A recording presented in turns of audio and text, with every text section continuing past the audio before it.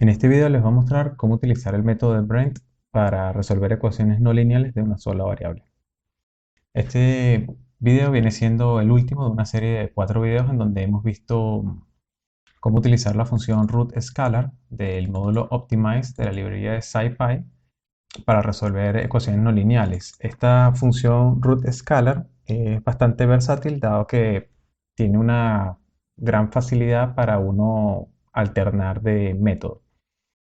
En el video número 1 vimos el método de la bisección, en el segundo video vimos el método de Newton-Raphson, en el tercer video vimos el método de la secante y en este video vamos a ver el método de Brent, que en particular es el que recomienda SciPy dada su robustez para resolver este tipo de ecuaciones.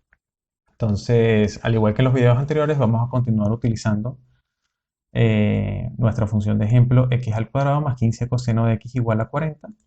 Dado que todos estos métodos lo que son algoritmos que se basan en encontrar las raíces o ceros de una función, hay que reescribir esta función pasando el 40 al lado izquierdo de la igualdad, de tal manera que nos quede reescrita de esta manera.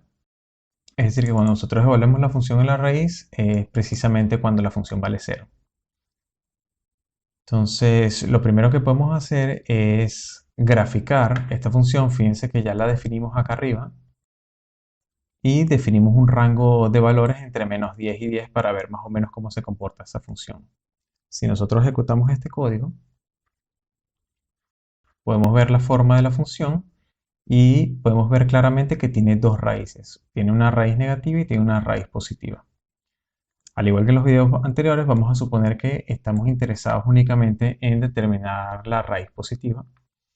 Y por lo tanto tenemos que tener una noción más o menos de dónde se encuentra la solución. En este caso sabemos que se encuentra en un valor cercano a 5.5 y se encuentra entre los valores 5 y 6. Entonces, si queremos utilizar esta función root_scalar con el método de Brent, tenemos que tener una noción de cómo funciona el método para saber qué argumentos especificar.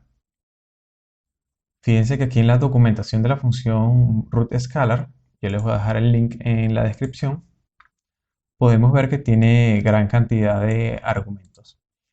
Los argumentos que hay que especificar van a depender del método que uno seleccione. En este caso vamos a seleccionar el método de Brent y por lo tanto tenemos que tener una noción de cómo funciona ese algoritmo. No solamente para saber qué argumentos hay que especificar, sino también qué valores hay que especificarles.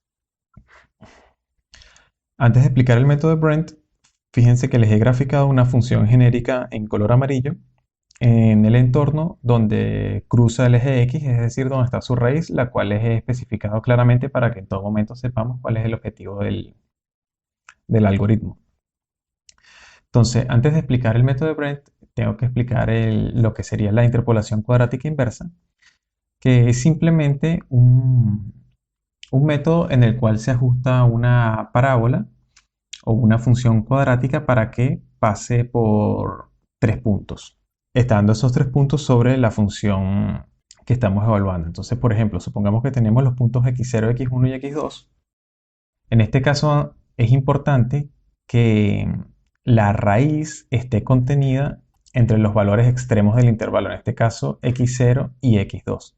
Eso no necesariamente porque sea un requisito de la interpolación cuadrática inversa, pero sí es un requisito de SciPy de la manera que se ha programado el algoritmo de Brent.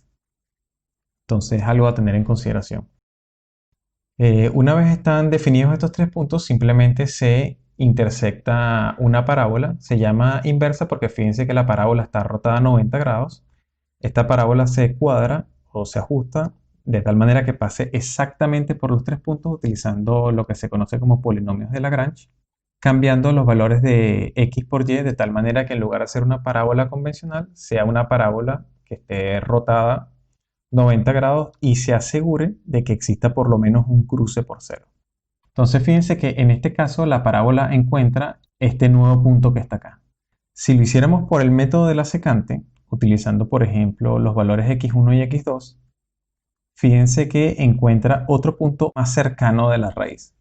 El método de Brent simplemente utiliza en primera instancia o la interpolación cuadrática inversa o el método de la secante para aproximarse de una manera bastante rápida a la raíz. En caso de que tenga problemas, esté presentando problemas para converger, el método retrocede un paso y empieza a utilizar el método de la bisección, que sabemos que es un método confiable, y a pesar de que es lento, sabemos que está asegurada su convergencia. Entonces, lo que hace el método de Brent es intentar utilizar la velocidad de convergencia que le pueden proveer la interpolación cuadrática inversa y el método de la secante, y en caso de tener problemas de convergencia, simplemente utiliza el método de la bisección que le asegura la convergencia. Entonces, ¿qué hay que especificarle a root scalar? Nuevamente hay que pasarle la función, hay que especificarle el método, en este caso es el método de Brent Q, y adicionalmente hay que especificarle un bracket en el cual esté contenida la raíz. Ya habíamos dicho que estaba entre 5 y 6. Vamos a comentar el gráfico y ejecutamos. Fíjense que converge a la raíz tal cual como ha convergido utilizando los otros métodos a 5.459 y lo hace relativamente rápido, en tan solo 7 iteraciones y solo necesito 8 evaluaciones.